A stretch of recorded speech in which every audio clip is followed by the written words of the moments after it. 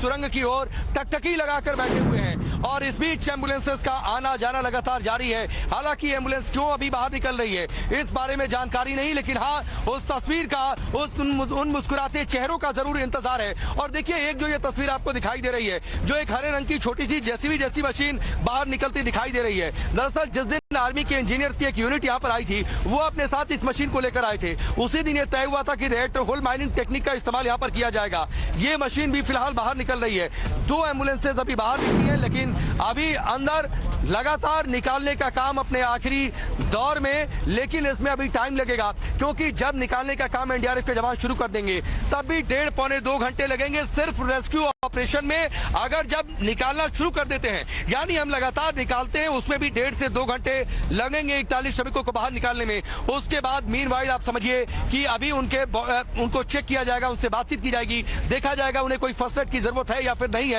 है तो उन्हें रवाना किया जाएगा। यानी अभी भी 2-3 घंटे कम से कम, मुझे लगता है कि 2 घंटे लगने वाले हैं उस तस्वीर को देखने में जब आपको ये श्रमिक बाहर निकलते हुए दिखाई देंगे। लेकिन हाँ, आज की रात वो अपने लोगों के साथ अपनों के बीच में हो सकते हैं, मेडिकल एक्सपर्ट्स की देखरेख में। जाहिर सी बात है उनके परिजन भी, और ये भी हमें थोड़ी देर पहले जानकारी मिली थी कि ऑफिशियल्स के द्वारा उनके परिजनों को ये कह दिया गया है कि आप अपने सामान तैयार रखें, अपने बैग वगैरह तैयार रखें, ये ऑपरेशन पूरा होने वाला है, आप मिलने वाले हैं। तो जाहिर सी बात है वहां पर उनके परिजनों की भी मौजूदगी होगी, जो कि बेसब्री से हर सुबह सूर्य उदय के साथ यहां पर आते हैं। उनके परिजन इस सिलक्यारा जगह पर, इस सिलक्यारा टनल के प्रवेश द्वार पर अंदर जाते हैं, बातचीत करते हैं वॉकी टॉकी से। जो कैमरा डाला गया था उसके जरिए तस्वीर देखते हैं कि हाँ हमारा भाई, हमारा पति या फिर हमारे पिता वो स्वस्थ हैं, और इस तसल्ली के साथ, इस दिलासा के साथ बाहर निकलते हैं कि चूंकि पूरी सरकारी ताकत लगी हुई है, मशीनरी लगी हुई है, फॉरेन एक्सपर्ट्स लगे हुए हैं, तो हमारे ये भाई, पिता या पति वो बाहर निकल कर आएंगे। और जब वो मीडिया से बातचीत करते हैं तो इसी बात का भरोसा जताते हैं। ठीक है, बीच में एक दो समय मुश्किलों भरा जरूर आया, ऑपरेशन जिंदगी पर महासंकट जरूर छाया, लेकिन जो एक्सपर्ट्स थे, जो इसमें बचाव कर्मी लगे हुए थे, उन्होंने अपनी हिम्मत नहीं हारी, और ना हिम्मत हारी अंदर फंसे 41 श्रमिकों ने। क्योंकि वो तस्वीर याद है जब मुख्यमंत्री धामी बातचीत कर रहे थे और उन्होंने बाकायदा प्रेस कॉन्फ्रेंस में इस बात का जिक्र किया था कि जब हमने ये सवाल पूछा कि आप अंदर कैसा महसूस कर रहे हैं, थोड़ी सी मुश्किल हो रही है, हमें लगा था कि आज आपको निकाल लेंगे, लेकिन 1-2 दिन लेट हो रहा है। तो उन 41 श्रमिकों ने उनसे ये कहा था, आप सर बिल्कुल मत घबराइए, मत परेशान होइए, हमें पता है आप अपनी पूरी ताकत के साथ लग रहे हैं। कल की भी वो तस्वीर हमें याद रखनी चाहिए जब पीके मिश्रा यहाँ पर पहुंचे हुए थे, जो कि प्रधानमंत्री मोदी के प्रिंसिपल सेक्रेटरी हैं। उनका जाना एक तरीके से रीएश्योरमेंट था कि सरकार कितनी ताकत के साथ लगी हुई है। तो ये सब कुछ हुआ है पिछले 16-17 दिनों में। शुरुआत में स्टेट एजेंसी लगती है, फिर उसके बाद पीएमओ का दखल होता है, डेली मीटिंग होती है पुष्कर धामी की प्रधानमंत्री नरेंद्र मोदी के साथ, डेली ब्रीफ करते हैं कि आज का ऑपरेशन में क्या हुआ, क्यों हर्डल आया, कई सारी बातें, वर्टिकल ऑप्शन, कौन कौन से 5 प्लान तैयार किए गए, इसकी बार बार मीडिया को ब्रीफ दी जाती है। लेकिन दिनेश जी, हम शुरुआत से कह रहे थे कि जो सबसे सेफर ऑप्शन होगा और जो सबसे कारगर ऑप्शन होगा वो इसी सिलक्यारा टनल के रास्ते से होगा, जो मलबा गिरा है, जो उसमें ड्रिल किया जा रहा है, क्योंकि वर्टिकल ड्रिल के अपने खतरे थे। दूसरे ऑप्शन पर बहुत ज्यादा समय लगना था। इसके ठीक अपोजिट साइड में जाइए बड़कोट में, वहां पर दूरी बहुत ज्यादा थी, 483 मीटर था, उसको डिग करने में बहुत समय लगता, इसीलिए सबसे सेफर ऑप्शन था। और पहले दिन से जो हमने अनुमान जताया था उस बात पर भी आज मुहर लगती दिखाई दे रही है कि इसी रास्ते से उम्मीदों का जो प्रवेश द्वार पहले हमने कहा था वही निकास द्वार साबित होगा, और आज यही होता दिखाई दे रहा है। ये सब कुछ हलचल, और निश्चित तौर पर थोड़ी देर पहले देखिए दिनेश जी, बारिश भी हुई है यहाँ पर। कल प्रेडिक्शन आए थे और हमने प्रेस कॉन्फ्रेंस में ये पूछा था कि मौसम को लेकर चेतावनियां हैं, ओले गिर सकते हैं, बारिश हो सकती है, लेकिन ये कहा गया था कि कोई मौसम की चुनौती आ जाए, ऑपरेशन नहीं रुकने वाला है। और आज वही हुआ, बारिश हुई, लेकिन जो रोड तैयार किए जा रहे थे, जो लोग काम कर रहे थे, हम भले अपने कैमरों और इक्विपमेंट को ध्यान में रखते हुए शेड में गए, लेकिन ग्राउंड पर मौजूद एक भी शख्स इस बारिश में पीछे नहीं हटा, क्योंकि उन्हें पता था कि ये पूरा ऑपरेशन आखिरी दौर में है। और ये देखिए जरा ऊपर की तस्वीर, लोग जहां पर कल हवन पूजन हुआ था वहां पर भी लोग जाकर बैठे हुए हैं, पंडित जी और जो दूसरे आसपास के लोग थे जिन्होंने कल हवन में हिस्सा लिया था। और सामने बाबा बौखनाथ का ये अस्थायी मंदिर, उसके पीछे जो यहाँ के स्थानीय लोगों ने दावा किया था कि देखिए भगवान शिव की आकृति उभरी है, वो आकृति भी अपनी जगह कल लोग दावा कर रहे थे। और आज सुबह कुछ महिलाएं आई थी, और थोड़ी देर बाद जब ये ऑपरेशन पूरा हो जाएगा दिनेश जी, तो वो गाना उनका सुनाना बहुत जरूरी हो जाएगा कि किस तरीके से उन्होंने भगवान शिव की बातचीत की थी, सिलक्यारा के ऊपर उन्होंने किस तरीके से गीत गाया था, गंगोत्री का ध्यान करते हुए किस तरीके से गीत गाया था और इस बात का भरोसा जताया था कि आज ये ऑपरेशन पूरा हो जाएगा। उनमें तो एक मेडिकल स्टाफ भी थी, वो कह रही थी कि हम बिना मिले तो जाएंगे नहीं, हम मिलने के लिए यहाँ पर आए हैं। तो ये लोगों का और किस तरीके से पूरे देश ने कनेक्ट किया है, उन 41 लोगों से पूरा देश एक तरीके से इस ऑपरेशन का हिस्सा बना है और वो 41 श्रमिक पूरे देश के लिए एक परिवार के सदस्य की तरह साबित हुए हैं। ये इन 16-17 दिनों में ये बात साबित हुई है और एक बात और साबित हुई है कि इस देश में, हिंदुस्तान में जो मानवीय मूल्यों को प्रधान रखता है, वो मानवीय मूल्य किस तरीके से हम सर्वोपरि रखते हैं, क्योंकि ऑपरेशन 41 जिंदगियां और उन 41 जिंदगियों को बचाने के लिए पूरी सरकार, पूरी मशीनरी, पूरा देश ना सिर्फ जुटता है बल्कि देश के लोग, चूंकि हम यहाँ से रिपोर्ट कर रहे हैं लेकिन टेलीविजन के जरिए लोग टकटकी लगाकर देखते हैं कि कब वो 41 श्रमिक बाहर निकलेंगे। और आसपास के कई लोगों से हमने बातचीत की है, चूंकि जाते मार्केट गए, कुछ खरीदने की जरूरत पड़ी तो लोगों ने इस बात का जिक्र किया कि आप लोगों ने जिस तरीके से ये कवरेज की है, नवभारत ने सबसे ज्यादा इस पर काम किया है और बेहतर तरीके से सटीक खबर दी है और लोगों ने इस बात की काफी सराहना भी की है और लोगों ने इस बात का भी भरोसा जताया कि जिस तरीके से सरकार ने काम किया है वो अभूतपूर्व है। निश्चित तौर पर यह पूरा मिशन अभूतपूर्व, एक मिसाल के तौर पर हिंदुस्तान के इतिहास में ऐसा कोई हादसा इतना बड़ा पहले नहीं हुआ था कि 41 श्रमिक अंदर फंसे हो। मुझे 2015 का एक हादसा याद आता है, कीरतपुर मनाली एक्सप्रेसवे पर जब एसजेवीएनएल ने वर्टिकल ड्रिल की थी,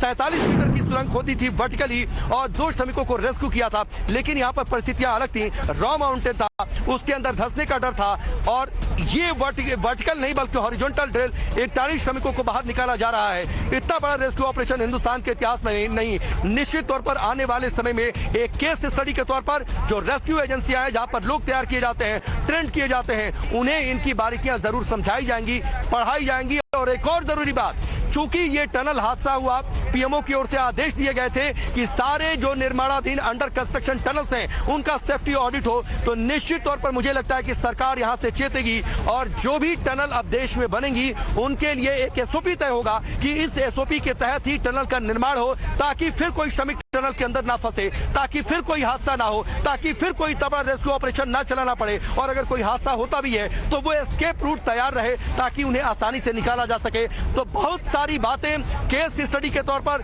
सीख के तौर पर और एक एसओपी तय करने के लिए संकेत के तौर पर ये रेस्क्यू ऑपरेशन अपने पीछे छोड़कर जाएगा। ये सारी बातें दिनेश जी। राकेश हमारे संवाददाता तफसील से आपको बताते हुए वहां क्या घट रहा है और उन्हीं के कैमरे से आप देख रहे हैं ये टनल के भीतर की तस्वीरें। फिलहाल वहां जो एक्टिविटीज दिख रही हैं और जो हम यहां से देखकर आपको बता सकते हैं वो ये कि अंदर वहां पर कुछ एक हेलमेट लाइट्स चमक रही हैं, कुछ एक वहां पर एसडीआरएफ के और एनडीआरएफ के लोग नजर आ रहे हैं, कुछ जगहों पर आपको टॉर्च की रोशनी भी नजर आ रही है और वहां पर आपस में मिलकर, और यहाँ जनरल वीके सिंह शायद बाहर की तरफ आ रहे हैं। क्या ये जनरल वीके सिंह है जो बाहर आ रहे हैं? आप देखिए राकेश और बताइए। दिनेश जी, मेरी आवाज आ रही है? हाँ प्लीज गो अहेड। बिल्कुल, देखिए वीके सिंह आपको तस्वीरों में दिखाई दे रहे हैं। सुबह से ही वीके सिंह अंदर पहुंच गए थे, वो हमने आपको तस्वीर दिखाई थी और जब से मैं यहाँ पर मौजूद हूँ, वीके सिंह हर सुबह होने के साथ 9 साढ़े 9 बजे यहाँ पर आते हैं, टनल के अंदर जाते हैं और जब ऑगर मशीन काम कर रही थी, जब उसके ब्लेड काम कर रहे थे, तब भी वीके सिंह वहां पर चेयर लेकर हेलमेट लगाकर बैठे रहते थे, पूरे काम की मॉनिटरिंग करते थे और सबसे आखिर में वो इस टनल से देर रात 8-9 बजे के आसपास निकला करते थे। कल हमने वीके सिंह की तस्वीरें देखी थी जब बाबा बौखलाक की पूजा अर्चना उन्होंने की थी, ऊपर हवन हुआ था और मुझे लगता है कि अगर वीके सिंह बाहर आपको तस्वीरों में हमारे कैमरे की जद में आ रहे हैं तो इसका मतलब यह है कि हो सकता है कि एनडीआरएफ के जवान अंदर उन 41 श्रमिकों तक गए हुए हों और देखिए उनकी बॉडी लैंग्वेज कितने कॉन्फिडेंट होकर एसडीआरएफ के लोगों के बीच हैं। तो ये तस्वीर अपने आप में काफी संकेत देती है लोगों से बातचीत करते हुए। और देखिए वीके सिंह चूंकि आर्मी का इनका अपना अनुभव और इस तरीके के रेस्क्यू ऑपरेशन को समझने में शायद ये ज्यादा कुशलता हो। ये एक चीज और मैं आपसे समझना चाहता हूं राकेश, क्योंकि अब आप ये समझने लगे होंगे, यहाँ पर ये जो येलो हेलमेट, व्हाइट हेलमेट और ऑरेंज हेलमेट हमको दिखाई दे रहे हैं, मुझे लगता है ऑरेंज हेलमेट एनडीआरएफ के लोगों के हैं, ये येलो और व्हाइट मेरे को समझाइए जरा। येलो हेलमेट एसडीआरएफ का है, येलो हेलमेट एसडीआरएफ का है और जो ऑरेंज आपको हेलमेट दिखाई दे रहा है वो एनडीआरएफ के लोगों का है। हालांकि कई सारे एनडीआरएफ जवान आपको येलो हेलमेट पे भी दिखाई दे जाएंगे दिनेश जी। और व्हाइट हेलमेट जो है जो ऑफिशियल्स आते हैं या फिर जो मंत्री आते हैं उनको दिया जाता है। देखिए वीके सिंह बाहर निकलते हुए और मुझे लगता है कि शायद अब ये इवैक्यूएशन का प्रोसेस शुरू हो चुका है, इसीलिए वो आगे की ओर मूव कर रहे हैं। और आगे की ओर मूव करते हुए जहां पर अंदर एक अस्थायी अस्पताल की ये तस्वीरें, और देखिए बाकायदा बातचीत करते हुए ये कॉन्फिडेंस, बॉडी लैंग्वेज, हाथ की मूवमेंट, ये सब कुछ इस बात की ओर संकेत कि थोड़ी देर बाद आप उन 41 श्रमिकों की तस्वीर जरूर देख सकेंगे बाहर निकलते हुए फिलहाल टनल से, और निश्चित तौर पर राहत की सांस वो ले रहे होंगे। और जैसा मैंने पहले जिक्र किया था कि वीके सिंह का आर्मी का अनुभव, और इसीलिए शायद प्रधानमंत्री मोदी ने उन्हें भेजा होगा, इसलिए भेजा होगा कि ताकि शायद इस ऑपरेशन की बारीकियों को, और उनके साथ भास्कर खुलबे जो पीएमओ के सलाहकार रह चुके हैं उत्तराखंड सरकार में ओएसडी, और जो यहाँ पर पीएमओ की टीम बनी हुई थी कोऑर्डिनेशन कमेटी, उसमें उनकी अहम भूमिका, कोऑर्डिनेशन का काम, और भास्कर खुलबे की चेहरे की ये मुस्कुराहट, सब कुछ वीके सिंह से चर्चा करते हुए निश्चित तौर पर ये ऑपरेशन,